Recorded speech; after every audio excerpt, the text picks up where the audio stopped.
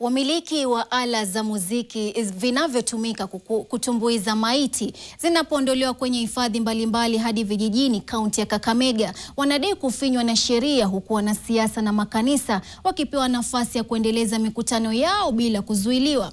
Wamiliki hao wamefanya mazungumzo na maafisa wa usalama mjini Kakamega kwa lengo la kuwa na sheria ambayo itawalinda, ila wanataka sheria iwe msumeno ambao pia utakata upande wa wanasiasa na makanisa. Hatua hii inajiri baada ya kubanwa kwa tamaduni za disco matanga pamoja na mtindo wa vijana wa kizazi kipya cha Gen Z wa kutumbuiza maiti kwa rege zilizopigwa marufuku na serikali ya kaunti ya Kakamega. William Makosi anafafanua zaidi.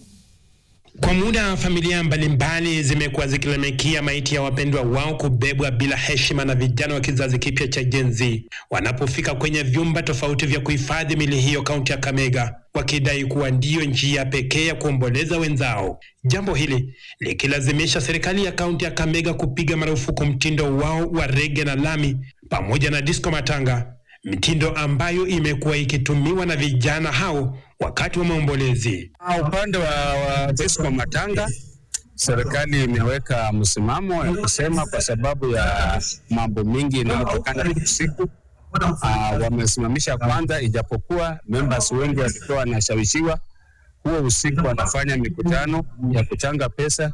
Sheria tunaambiwa disco matanga inaanza saa 12 ya jioni mpaka saa 12 ya asubuhi.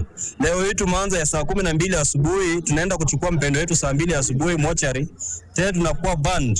Sasa hapo tunashangaa sisi wanabiashara wa sound system, mbona tunagandamizwa namna hiyo? Tunaomba vyombo vya usalama viingilia kati, sisi hii ni biashara kama biashara ya mtu mwingine yule. Wamiliki wa vyombo vinavyotumika kuomboleza wakati wa rege na lami na hata kwenye disco matanga wakikutana mjini Kakamega na maafisa wa usalama kwa ombi la kulegeza sheria hizo na pia kutaka wanasiasa na makanisa pia kufuata sheria wanapotumia vyombo hivyo. Serikali inasema kwamba disco matanga haifai. Na disco matanga iko disco matanga, sisi wanga tunafanya harambee. Hiyo harambee ndio inasaidia kuchanga pesa ya kulipa has. So tusipofanya hiyo harambee ya kulipa has, itabidi tumechukua pikipiki sisi kama vijana tusaidie familia kubeba hiyo mwili kufikisha pale nyumbani. Bila shaka kuna makanisa ambayo wanafanya crusade zao usiku, wanafanya mambo yao mchana, kesha wanapiga kelele, pasta anaongea zaidi paka unapata kwa ya pasta imeharibika sababu ya kupiga sauti kwa microphone.